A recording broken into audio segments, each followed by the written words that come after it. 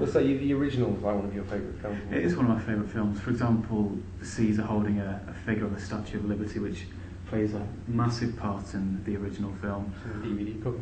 It arguably ruins the end scene of the that film. has been brought up on many occasions. Also, the humans on horseback clubbing the apes. That's sort of a role reversal of the original film. And also just simple touches such as the apes running through long grass, which features in the original film. So I thoroughly enjoyed the links between the two.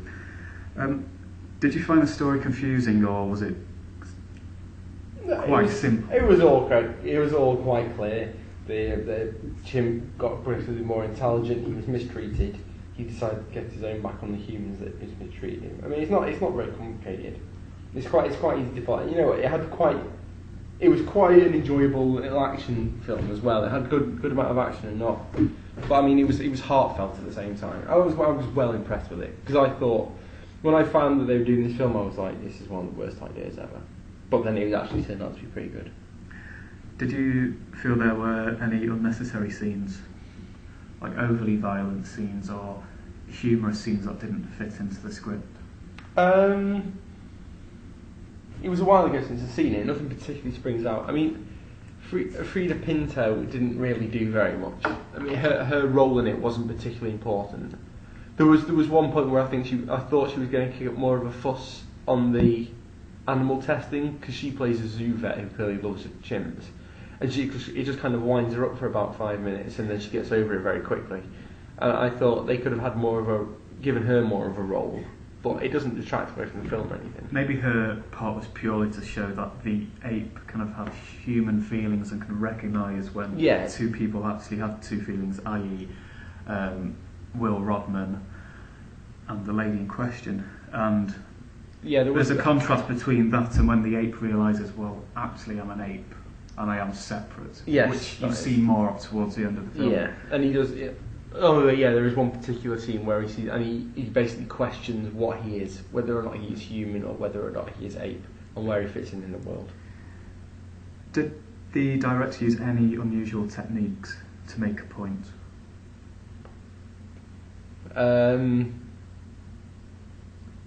No, not that I can remember. I mean, I thought it was quite a...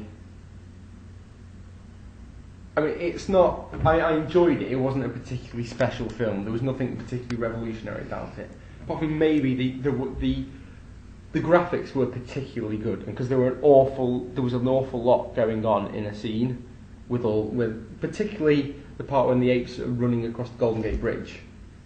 I would imagine that would actually be quite a hard scene to do.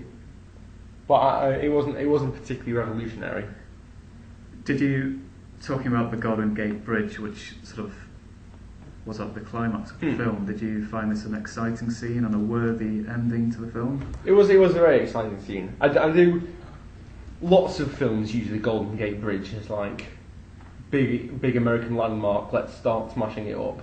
And I wish they maybe branch out a little bit. The best example is the third X-Men film, when Magneto rips it from its position and moves it to the Alcatraz.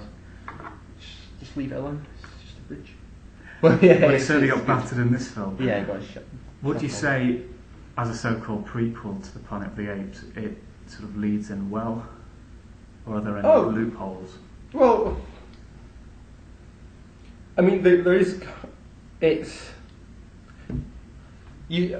Basically, the end of this film, I don't want to give the ending away. There's only about 30 apes in it, and then in Planet of the Apes, they've completely taken over the humans. It is the Planet of the Apes. And I can't really remember the original that much, but it doesn't explain. Oh, I can. I know you can, but it doesn't fully explain how a small collection of chimps take over the whole planet.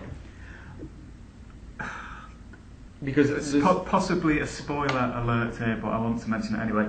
So the idea of cover your ears if you don't hear it. The idea of the sort of Alzheimer's drug perhaps being, I don't know, detrimental to human health and causing them to die out because it was in a way lethal, obviously caused humans to die out, perhaps being overpowered by these more intelligent apes, which is what the prequel, The Rise of the Planet of the Apes, suggests. However, the original film suggests that man was overtaken by apes because of perhaps a nuclear event, but at the same time, would the apes have survived that nuclear event if the humans didn't? So, what I thought would have explained it, because basically for the apes to take over the world, the implication is that the collection of 20 to 30 or so apes are going to need to mate with each other, and each one of those babies is equally intelligent.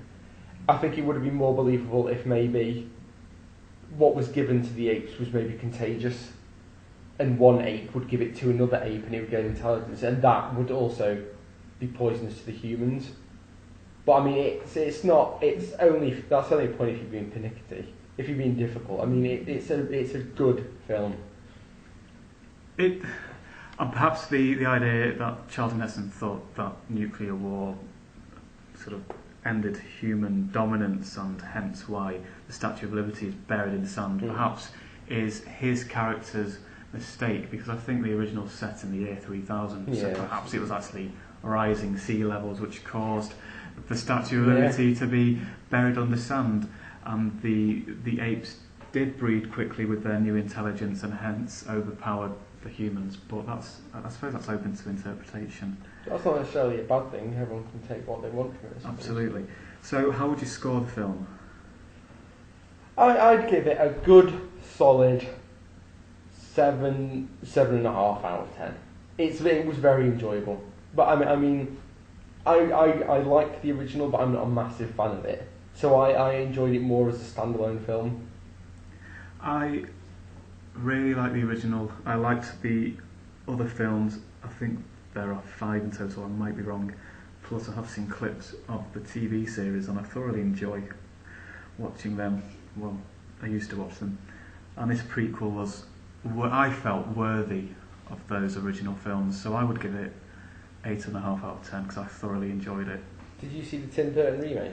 I have not seen the Tim Burton remake. That's supposed to be atrocious. Because the only reason I didn't see the Tim Burton remake is because I liked the original so much, and I don't think anything can top that in terms of a remake. If you want to sort of do a prequel or a sequel and have a sort of a different story to it, then yes, well, don't remake a film which is already a classic. That's what a lot of people say, is that directors decide that they want to remake films because they love the film so much, and you just say, well, if you love the film so much, leave it alone. Remake a really, really crap film and try and make it better. Would make a lot more sense. But I think maybe you should rewatch the remake, see how crap it is, and then you can watch the original again and appreciate it even more than what you like it now. Well, it's probably not very expensive to buy either of the films, so I imagine you can get the remake for like £1. Probably giving it away. I'll tell you what, while I'm on the internet, I'm going to have a look. We're not going to advertise the particular retailer. No, though, let's be honest, they can probably guess. I would say this isn't a favorite on Tim Burton, because I really like Tim Burton. The Planet of the Apes. The collection 6-disc box set. £8. So and the new one looks like it's about £3.20, so it's probably worth it. Whereas the 35th anniversary special edition of the original, 2 discs, is a £5.